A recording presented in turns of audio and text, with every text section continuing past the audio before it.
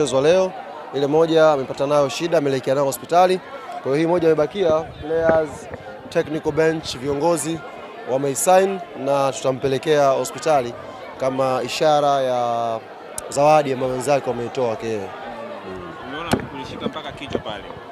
Bad moment sana. Ni jeraha baya. Hata kulizungumzia sana kiukweli linalipa simanzi. Jeraha baya kwa sababu tuseme alhamdulillah. Unajua kuna vitu vingi utaviongea hapa vinaweza kuleta shida nyingi, lakini tuseme tu alhamdulillah, tutakwenda kumwangalia, tuambia daktari ukubwa wa jeraha lake, alafu tutaangalia jinsi ya kufanya, lakini ameumia vibaya sana. Sawa, turejee hapa. Umekuwa machampion kwa mara ya 5 mfululizo.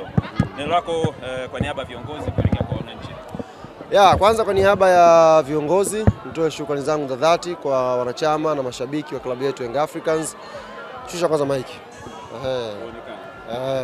Nitoe pongezi zangu za dhati kabisa kwa wanachama, mashabiki na wapenzi wa klabu yetu Young Africans.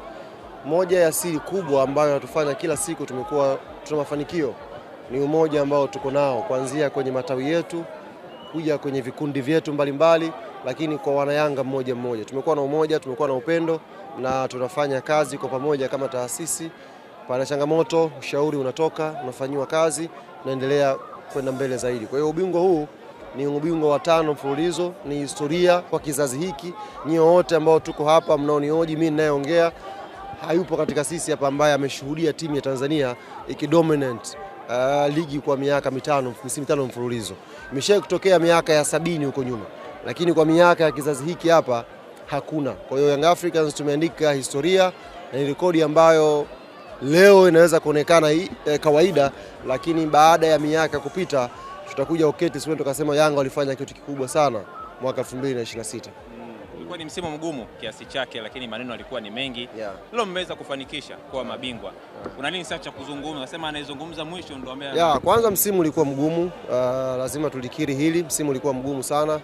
Msimu wetu umetawaliwa na vitu vingi sana ndani na nje ya uwanja, lakini sisi ni viongozi wakomavu, ni viongozi ambao hatujawekeza nguvu kubwa sana kwenye vyombo vya habari. Ziko timu Tanzania hapa zimewekeza nguvu kubwa sana kwenye propaganda, lakini mwisho wa siku kama leo tunawaletea majibu kwamba propaganda huwa hazivai medali. Wanaovaa medali ni wale ambao wanajikita chini, wanajiandaa vizuri na kuipambania timu yao.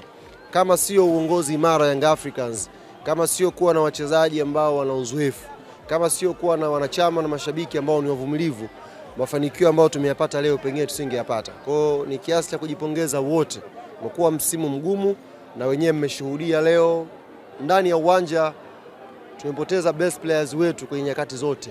Mwanzo wa msimu, katikati ya msimu na mwisho wa msimu.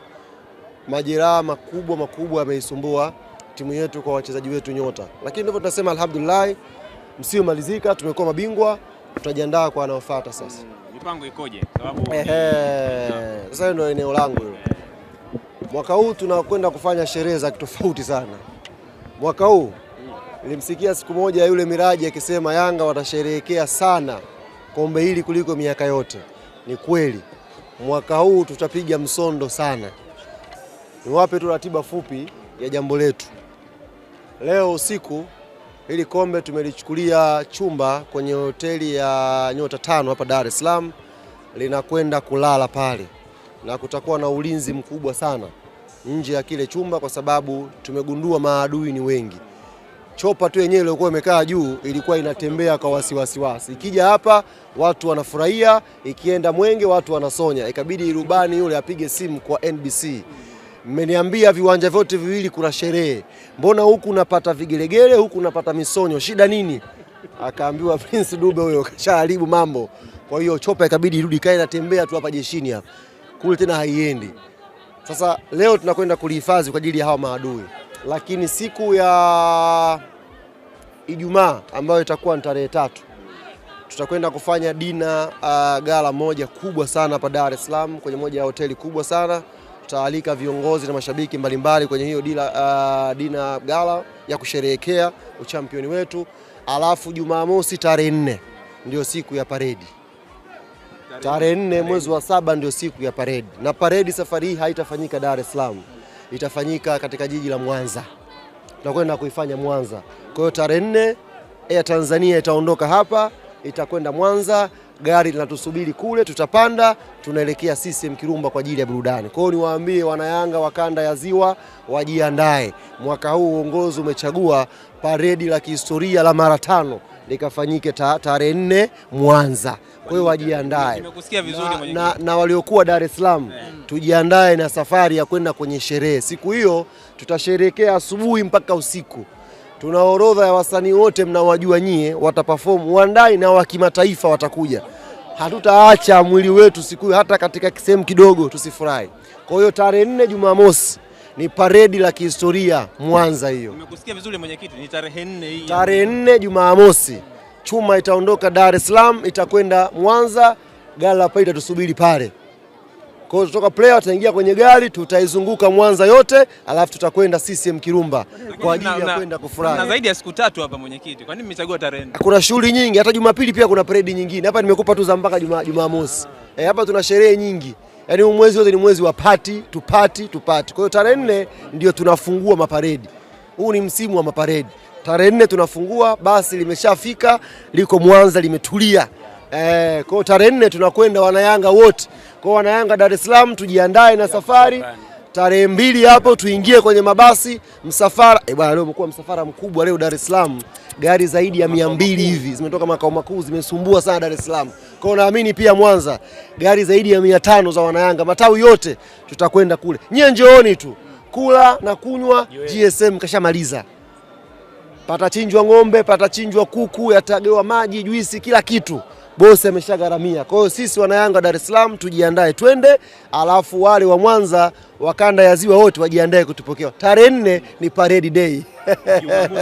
Jumamosi hiyo, parade day hiyo. Yeye mnaanza kufanya shughuli juu ya shughuli. Tarehe ya kwenu ikasikika. Ni parade day. Wewe unatujua, una mashaka na Jimmy Jadu? Una mashaka na Yanga? Nchi itasimama tarehe 4.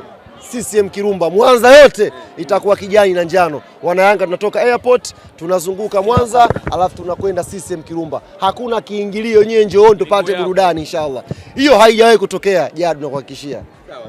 Una mashaka? Sina mashaka. Ila kuna shughuli siku ya tarehe 4. Na wale wote ambao walikuwa wanalalamika kwamba Pemba ni mbali, njooni Mwanza. Nimeona malalamiko ni mengi, watu wanalalamika na umaskini wao kwamba Pemba ni mbali. Njooni Mwanza pia kuna sherehe, tufurahi pamoja kudada date. Hii ya leo mwenyekiti ilikuwa ngumu kwa sababu kuna zaidi ya finali kama 2-3 hivi. Ukifika mechi ya mwisho kutangaza ubingwa, mechi inakuwa gani ngumu. Nakumbuka hata ile pale Azam Complex ilikuwa gani ngumu. Unajua JKT ni mpinzani mgumu. Hilo linafahamika. Na huu uwanja pia umekuwa ni mgumu kwetu sisi. Lakini leo kuna kitu kimeongezeka. Pamoja na dhamira ya kimpira, sidhani kama dhamira ya kimpira ilikuwa imesheheni kwa 100%. Nafikiri kuna dhamira nyingine zilikuwepo leo ambazo kwa kiasi kikubwa tuseme Mwenyezi Mungu alhamdulillah kaziepusha. Hata ambazo zimetokea hizo ndogo tumshukuru Mwenyezi Mungu, pengine angetokea makubwa zaidi. Lakini limetokea hilo dogo tuseme alhamdulillah,